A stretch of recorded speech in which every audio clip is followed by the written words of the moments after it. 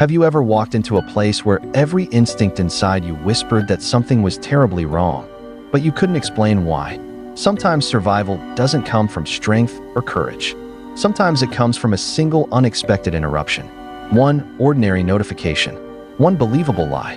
One stranger pulling up at exactly the right moment. Amanda still believes that if any one of those things hadn't happened, she would never have made it home. At the time, Amanda was dating my brother. Their relationship was still new, only a few months old, and although they were happy together, they agreed it was too soon to move in with each other. She wanted her own place, somewhere affordable where she could begin her life independently. Like many young professionals in the area, she spent evenings scrolling through Craigslist, comparing listings, and hoping something would fit her limited budget. One advertisement immediately caught her attention. The title was simple: "Roommate wanted, females only." That wasn't unusual. Plenty of women preferred sharing a home with another woman rather than a stranger they didn't know. The rent was only £225 a month, dramatically cheaper than almost every other listing she'd seen. According to the advert, the current occupant was a 23-year-old college student looking for another female tenant. The room even came with its own attached bathroom. On paper, it sounded almost perfect. There was only one odd detail. The listing contained just a single photograph, an exterior shot of the house. No pictures of the bedrooms, kitchen, or bathroom. It seemed a little strange, but Amanda assumed the owner simply wasn't good with technology. She sent an email asking if she could view the property. Less than 30 minutes later, a reply appeared. The response was friendly, detailed, and offered her a viewing that very evening at 8 o'clock. The woman explained she worked late and wouldn't be home, but arrangements had already been made so Amanda could still tour the house. Everything seemed perfectly organized. Nothing about the emails hinted that she was walking towards one of the most terrifying experiences of her life. As dusk settled over the neighborhood, Amanda pulled onto the quiet street where the house stood.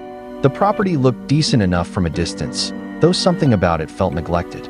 Tall grass had grown unchecked around the garden. Weeds pushed through cracks in the path. The windows were coated with a layer of dust that softened the light behind them. Taped to the front door was a handwritten note. "Door broken. Use back door." She shrugged it off. Broken doors happened. Houses needed repairs. Nothing about that alone justified turning around. Walking through the side garden, she knocked on the rear entrance. Instead of a young female student answering, the door slowly opened to reveal an older man. Amanda hesitated immediately. For a split second, she wondered if she'd come to the wrong address. Before she could ask, the man smiled politely and introduced himself as the landlord. He explained that the young woman renting the house had been called into work and had asked him to show Amanda around instead. His explanation sounded reasonable. Even so, something inside her became uneasy. The man appeared to be somewhere in his 40s. His beard was unshaven. His clothes looked worn and dirty, almost as though he'd been sleeping in them. Rather than looking like someone who managed rental properties, he looked like someone who hadn't had a permanent home in quite some time. Amanda reminded herself not to judge people by appearances. She stepped inside. Only the kitchen light was switched on. The rest of the house disappeared into heavy shadows. Every room they entered felt strangely empty. There were no sofas, no tables, no chairs, no decorations, no signs that anyone actually lived there. Just bare floors and silence. Whenever Amanda paused to look around, the landlord became impatient. He answered her questions, but only briefly. If she stopped to inspect a room, he hurried her along, reaching for the light switch almost immediately, as though electricity itself was precious. Then they reached one closed bedroom door. Amanda naturally asked whether she could see it. The landlord shook his head. "That's the tenant's private room," he said. "I'd rather not invade her privacy." The answer seemed polite, but something about the way he refused made her heart beat a little faster. As they continued through the hallway, Amanda noticed something she couldn't ignore. The supposedly broken front door hadn't simply been damaged. Someone had nailed a heavy wooden plank across it from the inside. She stared for a moment, trying to process what she was seeing. If the door was only broken, why seal it shut completely? Questions began stacking up inside her mind faster than she could answer them. Why was there no furniture?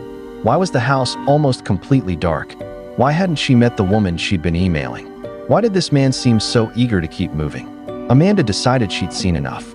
She thanked the landlord politely and turned towards the back exit. Before she could leave, he suddenly smiled. "Oh," he said casually. "I almost forgot the basement." He explained that it had recently been furnished into a recreation room and insisted she should take a look before making her decision. The basement door stood only a few feet away in the narrow hallway between the kitchen and the living room. He reached for the handle. The door swung outward, placing itself between Amanda and the back door she'd intended to use. Beyond it, there was nothing but darkness. No lights, no movement, just a staircase disappearing into a black void beneath the house. The man stepped aside, still smiling. He pointed down the stairs. "Ladies first." For a brief second, everything seemed frozen. Amanda couldn't explain why every instinct inside her screamed not to move. The silence inside the house felt overwhelming. She could hear her own breathing. She could hear the faint creak of the floor beneath her shoes. Then, her phone vibrated. Almost at the exact same moment, headlights swept across the windows as another vehicle pulled up outside the house. Amanda reacted instantly. Without even checking her screen, she lifted the phone to her ear. "Oh, hey, you're here already?" she said loudly. "Perfect. I'll come round the back and let you in." She smiled confidently, squeezed past the landlord before he could react, stepped outside, and never looked back. The moment Amanda cleared the back door, every ounce of politeness vanished. She broke into a sprint. Gravel crunched beneath her shoes as she ran across the garden without daring to look over her shoulder. Her hands shook so badly, she almost dropped her car keys before finally unlocking the driver's door. She threw herself inside. The engine started. Tires screeched against the road as she sped away from the abandoned property, her pulse hammering so loudly it drowned out every other sound. Only after several streets had passed did she realize something chilling. The text message she'd pretended was a phone call had never actually mattered. It had simply arrived at the exact moment she needed an excuse. When Amanda reached home, she immediately told my brother and her mother everything that had happened.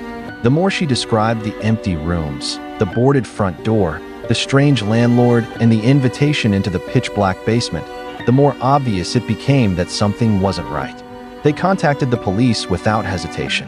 Officers took Amanda's statement and began investigating the address. By then, the Craigslist advertisement had already disappeared. The account behind it could no longer be found. What police uncovered made Amanda realize just how narrowly she'd escaped. The house hadn't been rented at all. In fact, it had been foreclosed more than 6 months earlier. Nobody legally lived there. The property had been abandoned. There was no female college student, no legitimate landlord. Everything in the advertisement had been fabricated to lure someone inside. Investigators searched the house room by room. The bedroom Amanda had been refused access to wasn't occupied by a young woman. It had become the man's hiding place. Inside, they found filthy blankets piled across the floor, rotten food scattered around the room, empty gallon containers, and walls completely covered with ripped pages from pornographic magazines. It looked less like a bedroom, and more like a place where someone had been secretly living for a long time. The investigation didn't end there. Police eventually made their way into the basement, the same staircase the stranger had insisted Amanda walk down first. As officers examined the steps, they discovered something almost invisible. A thin strand of fishing line had been stretched tightly across the staircase at about shin height, positioned roughly halfway down. Anyone descending into the darkness without noticing it would almost certainly have tripped. In a brightly lit room, it might have been obvious. In complete darkness, it was practically impossible to see. At the bottom of the basement, there was almost nothing.